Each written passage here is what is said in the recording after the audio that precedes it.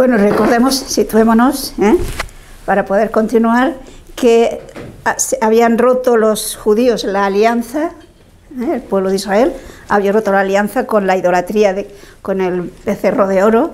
Moisés ha rogado, muchas veces, muy intensamente, por el pueblo, y Dios acepta esa oración de Moisés, porque recordemos que Dios le amenazaba con destruir el pueblo y formar, es decir, cumplir la promesa que había hecho Abraham a partir de la descendencia de Moisés. Es decir, la promesa hecha a Abraham se cumpliría, pero iría más despacio, podríamos decir.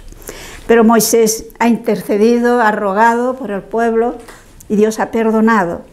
Pero precisamente en todos estos capítulos vemos que el pecado, sobre todo el pecado grave, no es cualquier cosa, que deja secuelas, que es una ruptura con Dios, y si Dios no toma la iniciativa para volver a reconciliarnos con Él, nosotros no podemos. Porque la amistad, la alianza que Dios ha hecho con nosotros no podríamos de ninguna manera, digámoslo así, solicitarla. ¿Quién somos nosotros para solicitar una alianza con Dios, el ser trascendente, el creador, nosotros criaturas? Por lo tanto, la alianza, si se da, es porque Dios toma la iniciativa y propone hacerla. Propone a su pueblo hacer alianza con Él. Y lo mismo ahora. Es Dios el que ha tomado la iniciativa y a través de su Hijo ha hecho alianza con nosotros. Pero por lo mismo, una infidelidad de parte nuestra rompe la alianza. Y si rompe la alianza, solo Dios podría nuevamente tomar la iniciativa para que la podamos hacer. Que nos demos cuenta que la alianza es un regalo extraordinario que hace Dios. Dios es el creador, el trascendente, el que no necesita de nada ni de nadie, digámoslo así.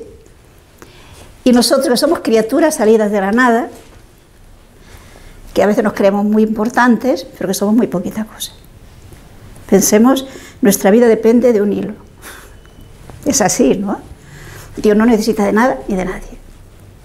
Entonces, que haya amistad, que haya intimidad, que haya alianza con Dios, es porque Él nos la ofrece, porque no estamos en igualdad. Lo razonable es que la criatura, nosotros, valoremos esa amistad con Dios y cumplamos a lo que nos hemos comprometido al hacer alianza. Porque una alianza se hace sobre unas bases. Entonces esas bases, recordemos que Dios las propuso al pueblo. No les obligó, se las propuso. Y el pueblo libremente dijo sí. Y una vez que el pueblo libremente se comprometió a cumplir las bases de esa alianza, que básicamente son los 10 mandamientos, pues se celebró solemnemente todo aquel ritual mediante el cual se hizo la alianza. Y fijémonos que la historia de Israel depende de su fidelidad o no fidelidad a esa alianza a lo largo de la historia. Podríamos leer, digámoslo así, la historia del pueblo de Israel a la luz de esa alianza. Y lo mismo podemos decir de cada uno de nosotros. De hecho, fijémonos que en el bautismo se hizo nuestra alianza con Dios. En el caso nuestro, que se nos bautizó siendo pequeñitos, nuestros padres y padrinos respondieron, pero prometieron renunciar a Satanás, a sus pompas y vanidades, etc. Luego, el que se mantenga esa alianza depende de que mantengamos nosotros también los compromisos que se contrajeron en el momento de nuestro bautismo y que renovamos cada vez que renovamos la promesa del bautismo.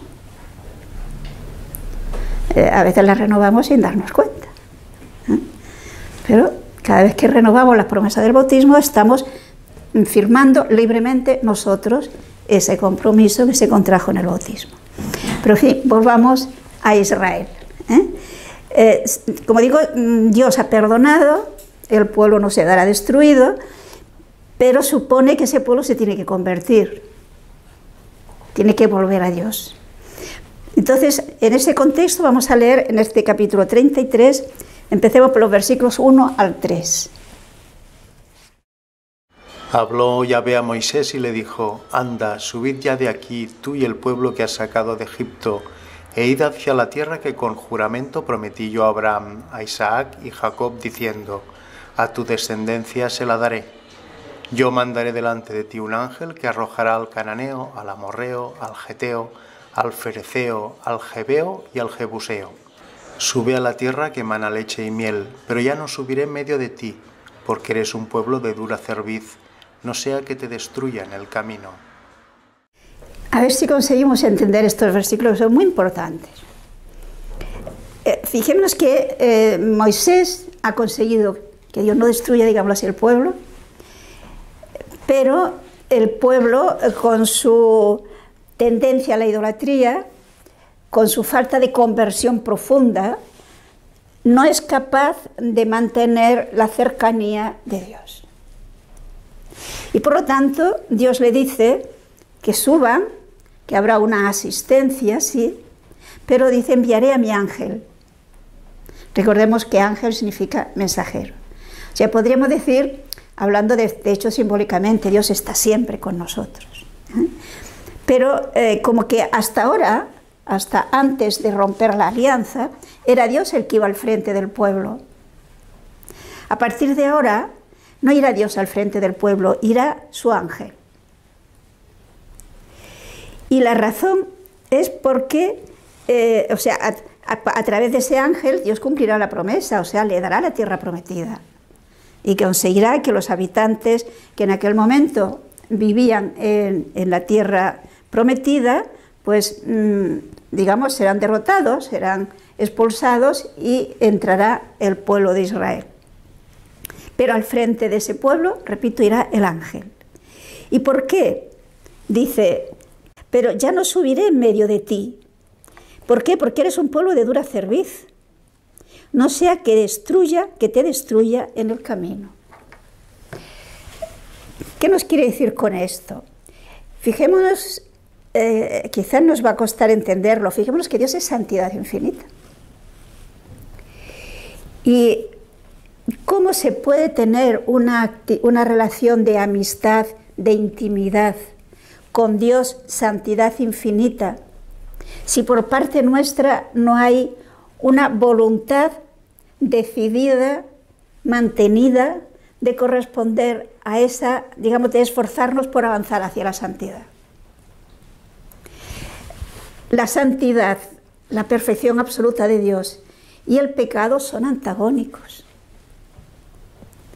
Por lo tanto, el encuentro es doloroso. Recordad que en la carta a los Efesios se nos dirá que Dios nos ha creado en el capítulo 1 para que seamos santos e inmaculados en su presencia por el amor. Entrar en intimidad con Dios exige santidad. Una actitud de, bueno, no hace falta tanto, no hay por qué preocuparse por ser fiel a los mandamientos, total, todo el mundo lo hace. Esa actitud nos incapacita para tener intimidad con Dios. La intimidad con Dios, repito, significa una cierta afinidad. Por eso el cristiano está llamado a ser santo. El cristiano y ya el pueblo de Israel, recordemos que cuando se hizo la alianza, Dios les dijo que debían ser un pueblo santo. Es que no hay otro camino para tener intimidad con Dios. La santidad es una exigencia para poder, insisto, tener intimidad con Dios. Ser santo no quiere decir hacer milagros. Ustedes han visto en la vida de la Virgen, cuando vivió en Nazaret, ¿se dice que hiciera algún milagro? ¿No? ¿Y hay alguien más santa que la Virgen? No. Luego, ¿en qué consiste la santidad? En la Virgen, ¿qué consistió? en una coherencia de su fiat, un decir siempre sí a Dios, un vivir siempre haciendo la voluntad de Dios, con absoluta fidelidad. Esa es la santidad. Entonces, el pueblo ha sido infiel a Dios, no puede tener intimidad con Dios. Por consiguiente, Dios le dice, traducido en nuestro lenguaje, ese decirle enviar a un ángel, quiere decir que sí que habrá asistencia de Dios, pero no toda la asistencia que habían tenido hasta ahora. Fijemos que cada vez que nosotros sentimos el deseo de hacer una cosa buena, es porque Dios nos lo ha puesto. Es una gracia actual que yo acepto o rechazo. Cuanto más fieles somos a esas gracias actuales, más gracias actuales recibiremos y por lo tanto avanzaremos más rápidamente hacia la santidad. Si no somos fieles a las gracias actuales, nos estamos privando de las que vendrían como consecuencia. Pongo un ejemplo y yo creo que lo vamos a entender. Recordemos un pasaje que es muy conocido, nos relata el Evangelio de San Lucas, el caso de Zaqueo. Recordemos que Zaqueo, nos dice San Lucas, que era un hombre rico, que era el jefe de los publicanos, o sea, el jefe de los que cobraban los impuestos, que se pagaban a Roma, y que en una de las ocasiones, la última vez que Jesús pasa por Jericó, donde vivía Zaqueo, y que Jesús había pasado muchas veces, pues la última vez Zaqueo siente deseos de ver a Jesús. Eso es una gracia actual. Pero la gracia no nos lo deja todo fácil.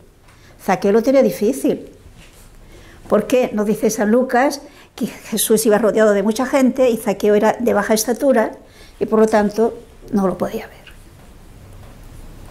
Entonces, en esta situación, ¿qué podía haber hecho Zaqueo? Podía haber dicho, qué mala suerte, será otra vez. Y no lo habría visto, porque Jesús nos pasó más.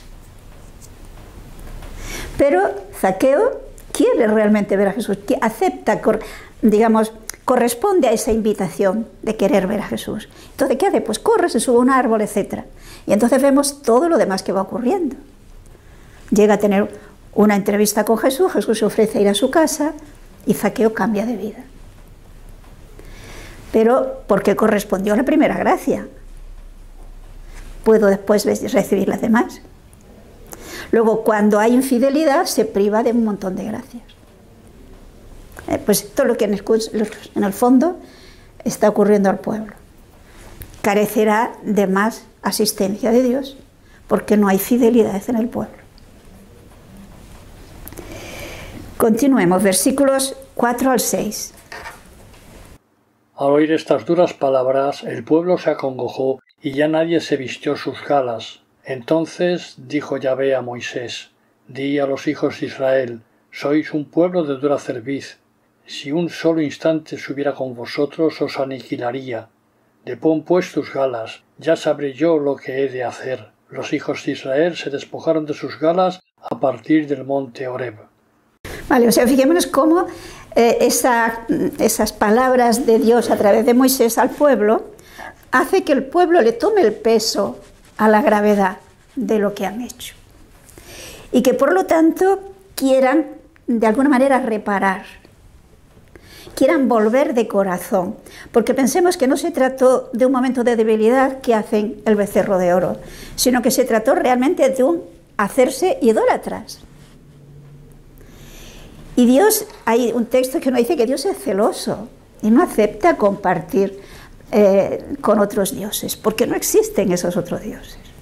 Y Dios exige fidelidad absoluta, fidelidad auténtica y generosa a Dios. Y por consiguiente, le vuelvo a repetir, no puedo ir entre vosotros, cambiar. Y el pueblo lo cree, lo acepta, cae en la cuenta de que es cierto, y vemos que a partir de ese momento se despojan, dice, de sus galas. Es decir, quieren reparar de alguna manera, porque aquellas galas las habían puesto para celebrar la fiesta del becerro, ¿os acordáis, no? Por lo tanto, van cambiando su actitud. Quieren tener como único Dios a Yahvé. Y hacen penitencia. Se visten de penitencia, digámoslo así. Continuemos, versículos 7 al 11. Moisés cogió la tienda y la ponía fuera del campamento, a alguna distancia. Le dio el nombre de tienda de la reunión, que estaba fuera del campamento. Cuando Moisés se dirigía a la tienda, se levantaba el pueblo todo, estándose todos en las puertas de sus tiendas, y seguían con sus ojos a Moisés hasta que entraba en la tienda, y Yahvé hablaba con Moisés. Una vez que entraba en ella Moisés, bajaba la columna de nube y se paraba a la entrada de la tienda, y Yahvé hablaba con Moisés. Todo el pueblo, al ver la columna de nube parada ante la entrada de la tienda, se alzaba y se prosternaba ante la entrada de sus tiendas. Yahvé hablaba a Moisés cara a cara, como habla un hombre a su amigo. Luego volvía Moisés al campamento, pero su ministro, el joven Josué, hijo de Nun, no se apartaba de la tienda. Observemos qué pedagogía usa Moisés, iluminado por Dios, para que el pueblo entienda profundamente lo que significa hacer alianza con Dios y romper esa alianza. A partir de ese momento, recordemos que el pueblo va atravesando el desierto, por lo tanto va con tiendas de campaña, y por lo que vemos aquí había también una tienda que era la tienda de reunión o tienda del encuentro, donde era, digámoslo, podríamos decir la tienda de Dios, por decirlo de alguna forma, ¿no? Aquella tienda era la casa de Dios. Cada una familia tenía la suya y una para Dios. Todavía no se había hecho la tienda que luego se hará pues con toda clase de lujos y de, digamos, algo digno de Dios. Pero de momento era una tienda que no sería una tienda antigua. ¿Y qué hace Moisés? Pues la tienda de Dios la saca del campamento a cierta distancia. Por lo tanto, de esta forma le entra por los sentidos que Dios no está en medio de ellos, está fuera. Y por lo tanto está abierta, pueden ir a consultar con Dios.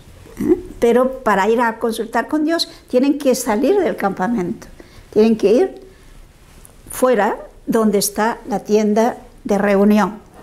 Tienda de reunión donde se reunían con Dios, digámoslo así, donde podían ir a consultar con Dios, a tener el encuentro con Dios. Pero fijemos que Moisés es el que mantiene la intimidad con Dios. ¿Qué habría sido del pueblo de Israel en este momento, que iban atravesando el desierto, si no hubiera estado con ellos Moisés, el hombre de Dios, el hombre santo? Y se nos dice, por lo tanto, que Moisés, también cuando iba al encuentro con Dios, pues tenía que salir del campamento e ir a la tienda de reunión. Pero el pueblo es consciente de que realmente Moisés dialoga con Dios. Allí está la nube, recordemos que llevaban este fuego portátil, ¿no?, que se llama humo, que les hacía ver que allí realmente simbolizaba esa presencia de Dios. ¿Y qué querrá decir cuando se nos dice que Moisés hablaba con el Señor cara a cara, como un amigo con su amigo? Eso no quiere decir que lo viera. Veremos más adelante que Moisés tiene deseos de ver a Dios. Y San Juan nos dirá que nadie ha visto a Dios, solo el Hijo, es decir, solo Jesús. Pero hablar cara a cara con un amigo, con su amigo, quiere decir sin distancias, en presencia y con intimidad, sin intermediarios. Y lo cual no quiere decir que se vean. Moisés era consciente, y el pueblo también lo era, de que Dios estaba, y Moisés dialoga con Dios, dialoga realmente con Dios.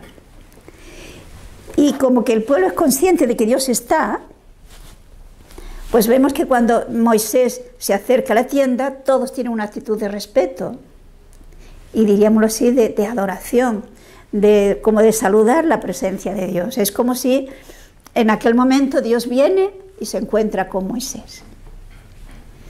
Nosotros ahora sabemos que Dios está en todas partes, que Dios es inmenso. Pero esa manera antropomórfica en el fondo, ¿no?, de un encuentro en el que va Moisés y Dios también viene y se encuentran y dialogan como amigos.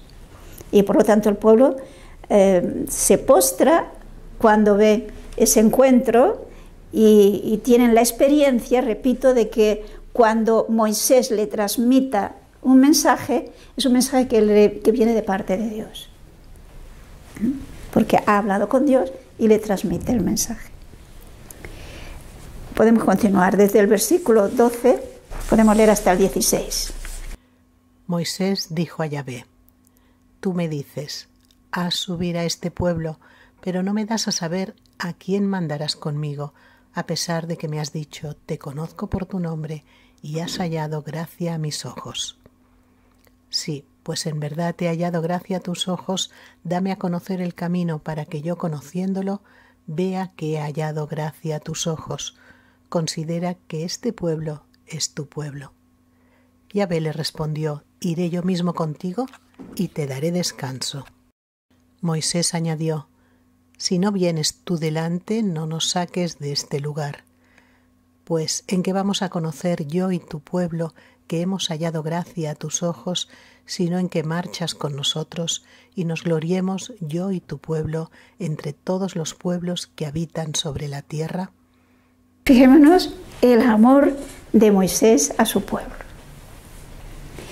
No sé si hemos captado, Moisés más o menos le viene a decir a Dios: tú dices que me conoces por mi nombre. Es una manera de decir de que me conoces íntimamente y que eres realmente mi amigo. Realmente tú me amas. Entonces, si tú has dicho que me conoces por mi nombre y que he hallado gracia a tus ojos, o sea que te agrada mi vida, te agrada mi actitud, pues demuéstramelo viniendo con nosotros.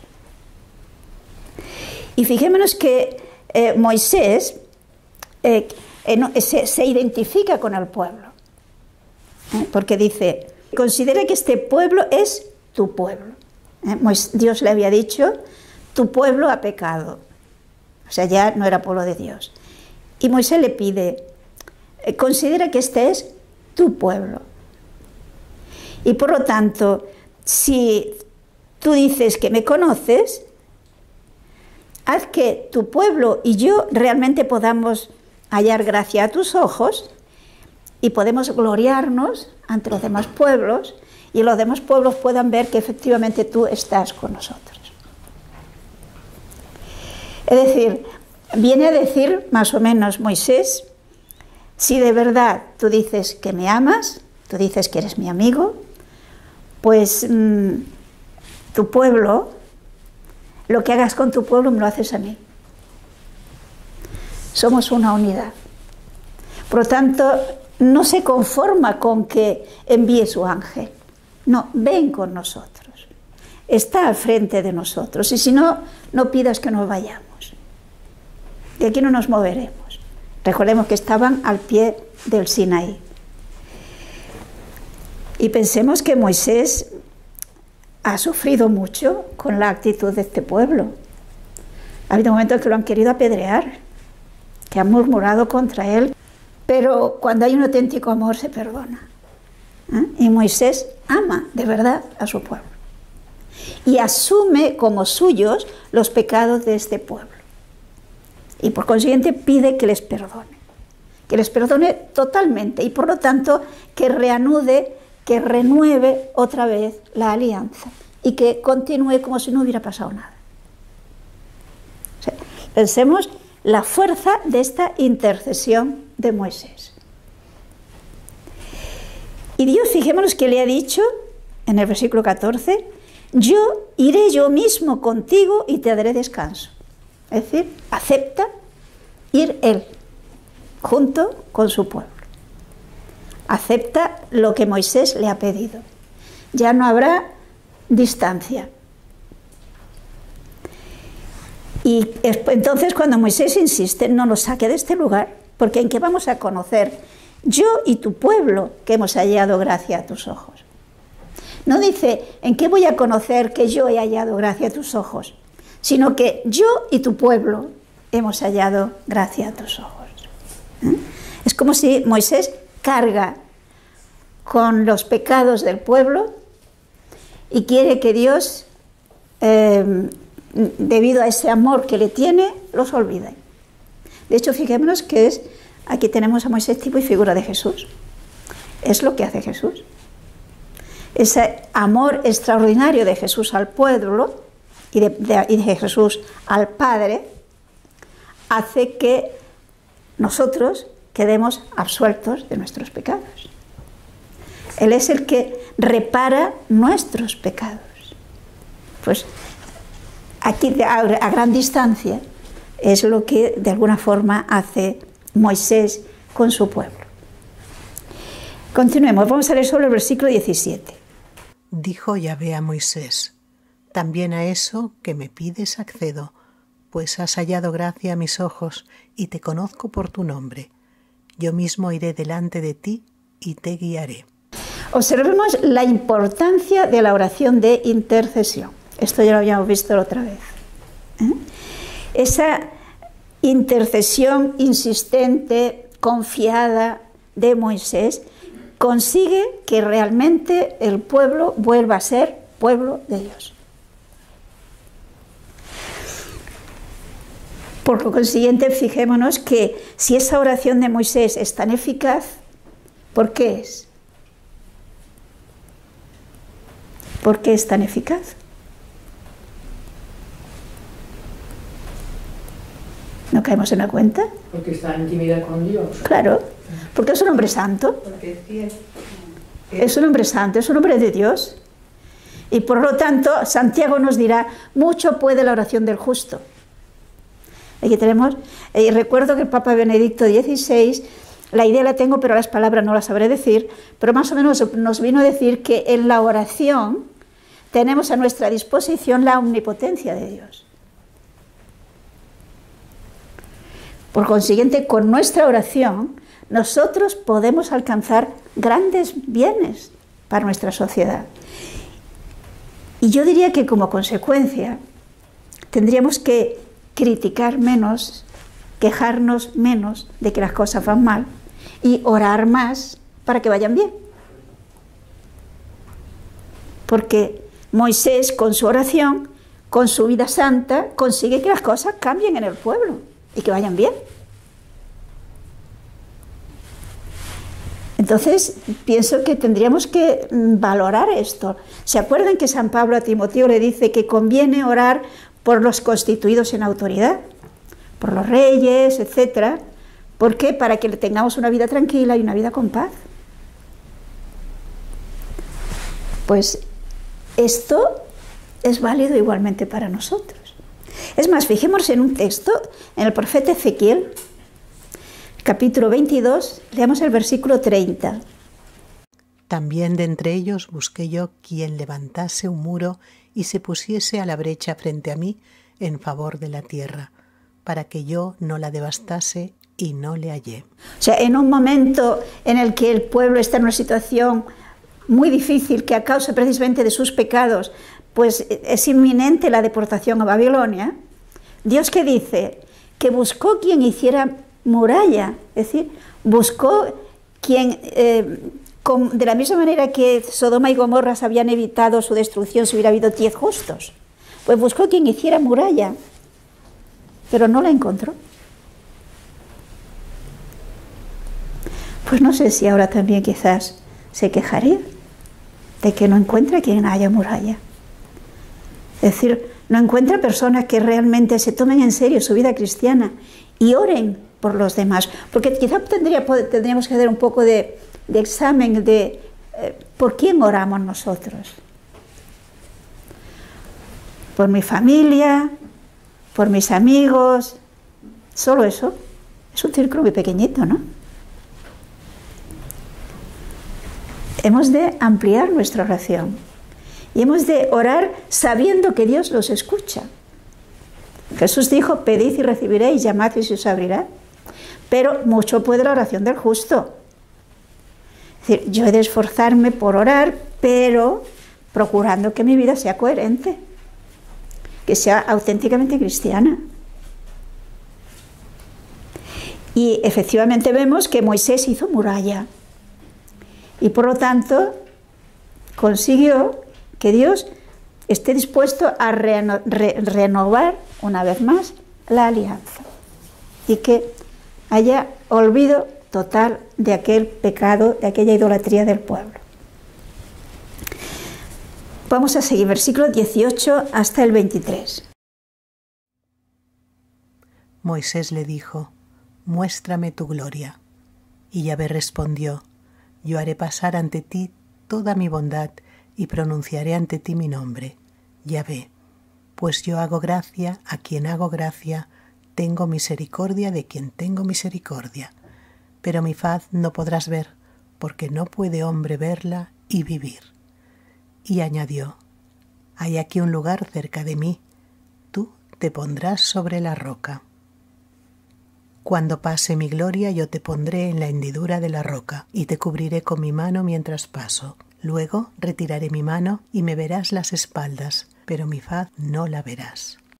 Como vemos, es un lenguaje que quizás nos cuesta un poco, pero que no olvidemos que los místicos, cuando hablan de sus experiencias, también carecen de un lenguaje adecuado y tienen conciencia de que su lenguaje no hay lenguaje apropiado para poder manifestar esas experiencias, ¿no? Pero aquí sí que vemos bien claro, eso sí se ve, que Moisés, pensemos que es un hombre que aunque va en medio del pueblo, que el pueblo lo busca, que él ama al pueblo, pero en el fondo es un ser solitario. No encuentra con quien con quien compartir experiencias como las que tiene Moisés, con quien no es fácil que se encuentre con personas que lo entiendan. Entonces, ¿quién es el único que le entiende, el único con el que se siente, digámoslo así, cómodo? Es Dios. Y por lo tanto, Moisés manifiesta su deseo de ver a Dios. Por lo tanto, fijémonos que hablaba cara a cara con un amigo, pero no le veía. Y desea verle. Y Dios le dice, no puede ser. ¿Por qué? Pues porque no puede ver la faz de Dios y seguir viviendo. Ya he dicho que el único que sí que vio a Dios mientras estaba en este mundo era Jesús. Porque es Dios. Pero nadie más. Nosotros esperamos ver a Dios, pero lo veremos después. Y si en el fondo fijémonos, ¿por qué ahora no podemos ver a Dios? Nos falta la capacidad necesaria para que contemplando a Dios podamos seguir vivos. No sé si me explico. Yo recuerdo que María Benedicta, en uno de sus escritos, en sus vivencias, digamos, de experiencias místicas, en un momento dado dice que ella se siente como una gota de agua que se expone al sol. ¿Qué pasa con esa gota de agua que se expone al sol? Se evapora. No es capaz de seguir subsistiendo. Entonces necesitamos un grado de santidad, por supuesto, pero también que Dios nos capacite para poderlo soportar, por decirlo de alguna forma. Ya ahora tenemos los bautizados que nos esforzamos por vivir de acuerdo con Dios, tenemos la capacidad de ver a Dios porque tenemos la gracia santificante. Eso San Juan nos lo dirá muy bien en su carta. Ya somos hijos de Dios, pero todavía no se manifiesta, se manifestará cuando veamos a Dios cara a cara. Entonces, Moisés no puede ver a Dios, lo verá después. Pero sí puede tener una experiencia de Dios. Observemos que Dios le dice que podrá experimentar su bondad, su misericordia, podrá tener una experiencia más y por lo tanto profundizar más en esas realidades. Y eso se expresa de esta manera gráfica, ¿no? Que Dios pasará, pero lo tapará para que, digamos, pueda seguir viviendo. Y cuando ya Dios haya pasado, verá su espalda. Es una forma de decirle, no lo puede ver, pero sí vas a tener una experiencia de Dios. Más adelante veremos el momento en que tiene lugar esa experiencia. Pero todo esto tiene que hacernos ver que lo que nos espera es grandioso. San Pablo dirá que ni ojo vio ni oído yo lo que Dios tiene preparado. Nosotros nos encanta esta vida porque tiene cosas muy bonitas que Dios la ha hecho, pero esto es nada comparado con lo que Dios tiene preparado. Lo bueno, podríamos decir, viene después. Lo triste es que valoremos tanto esto que aquello lo despreciamos y pensamos, bueno, que espere, ya llegará, que no venga todavía. Esto en el fondo es no valorar las promesas cristianas y que a veces la virtud de la esperanza está un poquito así. Hay quien dice que la virtud de la esperanza es la cenicienta de las virtudes. No la cultivamos, si la cultiváramos más, viviríamos con más ilusión, con más alegría y con más coherencia. Es bueno que cultivemos la esperanza. Pensemos un poco en qué es lo que nos espera, qué viene después de la muerte.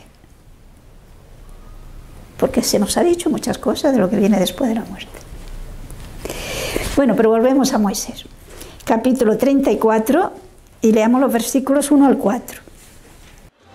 Yahvé dijo a Moisés: haz 2 tablas de piedra como las primeras, y escribiré en ellas lo que tenían las primeras que rompiste. Y está pronto para mañana subir temprano y presentarte ante mí en la cumbre del monte. Que no suba nadie contigo, ni parezca nadie en ninguna parte de la montaña, ni oveja ni buey paste junto a la montaña. Moisés talló 2 piedras como las 2 primeras, y levantándose muy temprano subió a la montaña del Sinaí, como se lo había mandado Yahvé, llevando en sus manos las 2 tablas de piedra. Bueno, recordemos que cuando se firmó la alianza, Moisés subió a la montaña y escribió las tablas, que es, digámoslo así, el documento base de esta alianza. Pero en vista de que habían roto la alianza, rompió las piedras. Ahora, como Dios va nuevamente a renovar la alianza, pues otra vez hay que tener las piedras. Por consiguiente, Dios le dice que talle nuevamente las tablas de piedra y suba a la montaña para volver a escribirlas. Y Moisés efectivamente talla las piedras y sube al Sinaí. Y observemos que una vez más, como lo habíamos visto anteriormente, se dice que nadie suba. Fijemos que la idea es la misma. Aquí Dios quiere grabar fuertemente en el corazón de los israelitas y en nosotros la santidad y la trascendencia de Dios. Y que por lo tanto todo lo que entra en contacto con Dios de alguna manera queda sagrado. Y por consiguiente requiere pues una coherencia. Por esto Dios va a bajar, en este sentido Dios va a bajar a la montaña, pues que nadie se acerque a la montaña, porque quedaría consagrado. Moisés es el único que va a subir a la montaña, el amigo de Dios, llevando esas tablas. Continuemos del versículo 5 al 10. Yahvé descendió de la nube y poniéndose Moisés allí junto a él, invocó el nombre de Yahvé. Y mientras pasaba Moisés delante de él, exclamó: Yahvé, Yahvé, Dios misericordioso y clemente, tardo a la ira y rico en misericordia y fiel, que mantiene su gracia por 1000 generaciones y perdona la iniquidad, la rebelión y el pecado, pero no los deja impunes y castiga la iniquidad de los padres en los hijos hasta la 3ª y 4ª generación. Moisés se echó enseguida a tierra y prosternándose dijo: Señor, si he hallado gracia a tus ojos, dígnate, Señor, marchar en medio de nosotros, porque este pueblo es de dura cerviz. Perdona nuestras iniquidades y nuestros pecados, y tómanos por heredad tuya. Yahvé respondió: Mira, voy a pactar alianza. Yo haré ante todo tu pueblo prodigios cuales no se han hecho jamás en ninguna tierra ni en ninguna nación, para que el pueblo que te rodea vea la obra de Yahvé, por qué de hacer cosas terribles. Terrible en el sentido de grandioso. Tenemos por lo tanto que Moisés al subir a la montaña, tiene esa experiencia de Dios que Dios le había anunciado. Y entonces se dice que Dios descendió en la nube y allí junto a él Moisés invoca a Dios. Pero observémonos qué es lo que experimenta Moisés en ese encuentro con Dios. Fijémonos que experimenta que Dios es misericordioso, que Dios es fiel, que Dios es bondadoso, pero que el pecado tiene consecuencias, pero también la bondad y la santidad de las personas tiene consecuencias. ¿Y se han fijado qué es lo que tiene más consecuencia? ¿Qué actitud humana es la que influye más en los demás? ¿Lo han visto? Fijémonos, en el versículo 7 dice de que Yahvé es clemente, ha dicho en el versículo anterior, es rico en misericordia, es fiel, que mantiene su gracia por 1000 generaciones y perdona la iniquidad, la rebeldía y el pecado. Por lo tanto, la influencia del bien, tomándolo en este sentido figurado del que nos dice, llega hasta la 1000ª generación. Por tanto, tiene muchísima influencia. Nuestro esfuerzo por corresponder no solamente nos beneficia a nosotros, beneficia muchísimo a los demás. Pero el pecado también repercute socialmente, en un sentido negativo. Pero observemos que se nos dice que es hasta la 3ª y 4ª generación. Uno hasta la 1000ª generación, lo otro hasta la 3ª y 4ª generación. ¿Y por qué? Porque Dios es misericordioso, Dios es clemente. Pero el pecado, el mal, tiene consecuencias sociales. Y esto es una realidad.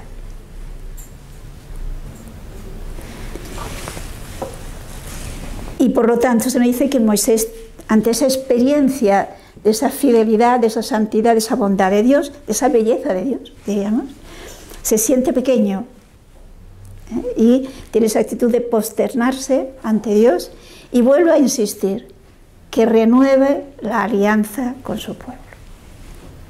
Vuelvo a pedirlo, Señor, si he hallado gracia a tus ojos, dígnate, Señor, marchar en medio de nosotros. Porque es verdad que el pueblo es de dura cerviz. Es verdad que el pueblo no es todo lo santo que tendría que ser, pero tú eres misericordioso. Y Dios escucha y le dice, mira, voy a pactar alianza y haré cosas maravillosas ante el pueblo.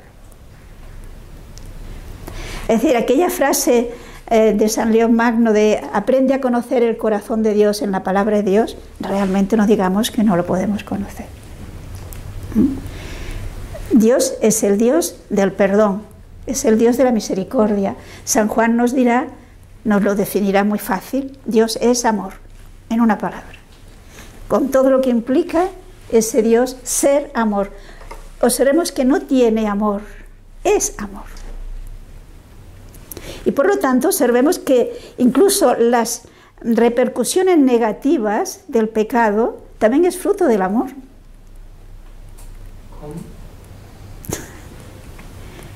Claro, las repercusiones negativas del pecado, es decir, las consecuencias negativas del pecado, también son fruto del amor de Dios, porque hay un choque.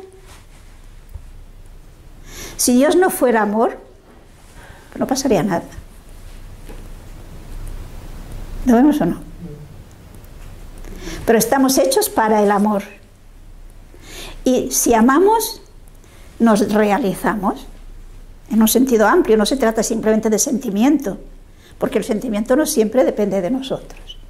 Se trata de la actitud de don, de la actitud de querer el bien, de procurar el bien. Pues Dios es así.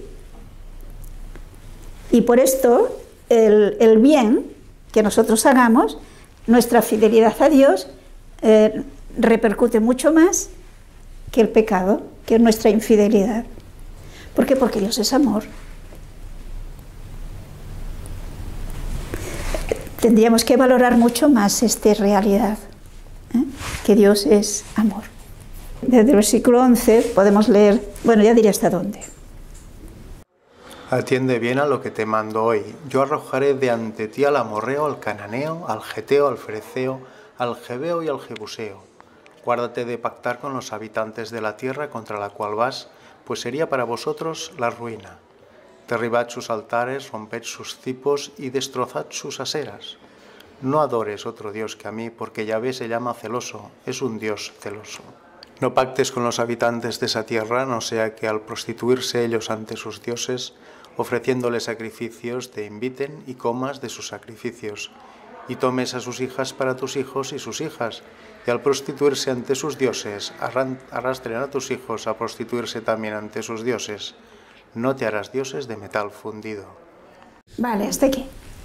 Aquí tenemos ya, Dios sí va a hacer alianza, pero exige por parte, es decir, la alianza es un compromiso de dos. Dios se compromete a esa ayuda, a hacer cosas maravillosas, pero la condición es que el pueblo se haga capaz de recibir esos dones. ¿Y qué es lo primero que el pueblo tiene que tener en cuenta? Se puede resumir en el versículo 17. No te harás dioses de metal fundido. Es decir, una prohibición absoluta de la idolatría. El pueblo de Israel va a entrar en un pueblo habitado por idólatras. Y además idólatras corrompidos. Esto ya lo veíamos que Dios se lo dice a Abraham, en las que tiene pues una serie de cultos idolátricos de una inmoralidad impresionante. E incluso tenían el culto al dios Moloch, en los que ofrecían a sus hijos en sacrificio. Por lo tanto, primera prohibición, no hacer alianza con esos pueblos. Y destruir todos los objetos y lugares de culto idolátrico. ¿Y por qué debe destruirlos? Pues porque serán una tentación para el pueblo. Fijémonos que los cultos idolátricos están en sintonía con la inclinación al mal que todos tenemos. Por lo tanto, son muy atractivos. Son tentaciones. Luego, hay que evitar que se den esas tentaciones. ¿Por qué? Pues porque mientras los cultos idolátricos eran algo, digamos, con mucho folclore, con muchas, digamos, desviaciones morales, el culto del pueblo de Israel a Yahvé es un culto a un Dios que no ven, es un culto, por lo tanto, totalmente de tipo espiritual, que evidentemente se va a manifestar en una serie de ritos y de celebraciones sociales, como veremos más adelante, pero evidentemente no tiene esa atracción, digamos, sensible que tiene el culto idolátrico. Fijémonos que esto sigue siendo así. Hoy día también nuestro compromiso cuando nos bautizamos fue renunciar a Satanás, sus pompas y vanidades, o de otra manera, renunciar a la idolatría. Hoy no hay ídolos de metal, no hay imágenes de un becerro, de lo que sea, ¿no? De tantos ídolos, pero no me digamos que no hay ídolos. Y el culto a los ídolos modernos es más seductor, humanamente hablando, que el culto a Yahvé. Pensemos, normalmente, ¿qué es lo que atrae más a todos? Pues el dinero, la fama, los aplausos, el bienestar, el progreso, ¿no? Y fijémonos que, de hecho, hay gente que son capaces de hacer cualquier cosa con tal de tener dinero. ¿Cuántas barbaridades se hacen? ¿Por qué? Porque son ídolos, piensan que es lo que les va a dar la solución a todos sus problemas, lo que les va a dar la felicidad, es decir, es su Dios. Y eso es mucho más atractivo, ¿o no? Bueno, pues Dios nos dice que hemos de ser celosos, digamos, tener una actitud exquisita, porque Dios es celoso, nos lo ha dicho. Dios no acepta la idolatría. Dios exige que sea Él el primero, el absoluto. Amarás a Dios con todo tu corazón, con toda tu alma, con todas tus fuerzas. Eso es lo primero.